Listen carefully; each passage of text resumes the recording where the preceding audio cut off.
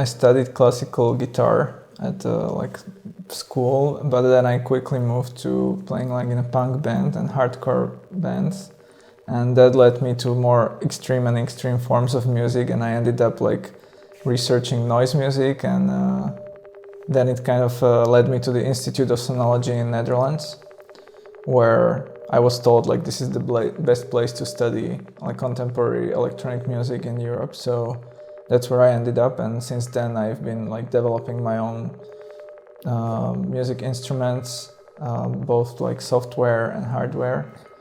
And at this point I'm also like running a label and a company making instruments. I also organized this festival in Bratislava,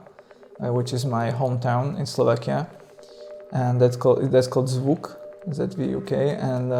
that was like outdoor festival where we used battery-powered amplifiers and instruments like outside the city to do like unconventional performances.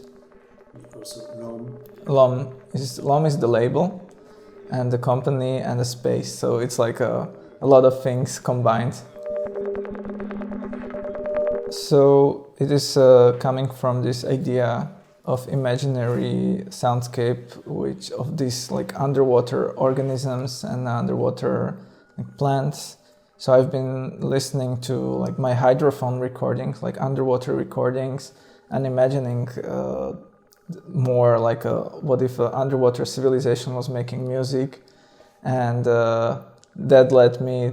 to create like some kind of imaginary traditional music, which is also inspired by human music as well, but since then it developed to something completely new. Like I feel like it's this own world of music principles. I use a lot of polymetry, so there is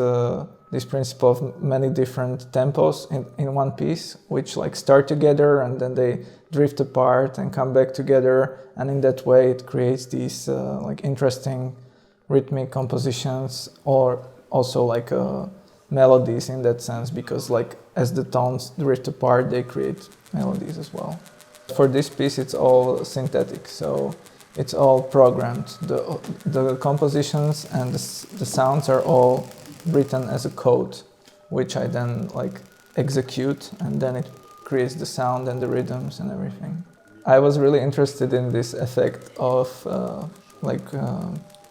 these Hammond speakers, which were used for Hammond organs. They had a speaker and then they had two horns on top of it,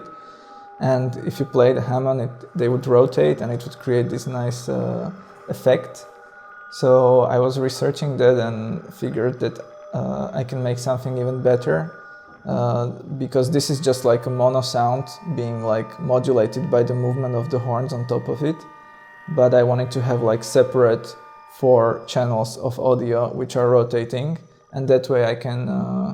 do something with that as well, that I have like 4 different channels that I can play something different from each of them, and when they rotate it creates different things. So I can just, for example, play something from just one of those speakers, and then when that rotates it just like targets specific parts of the audience, and then other parts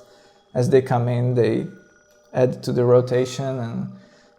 so it gives me more possibilities. So it's just all about like achieving like this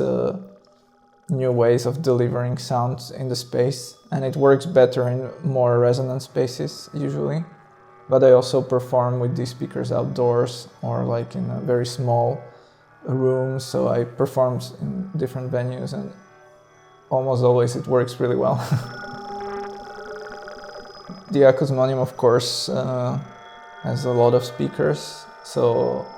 in the end I'm using like 34 or maybe 30 of them. So I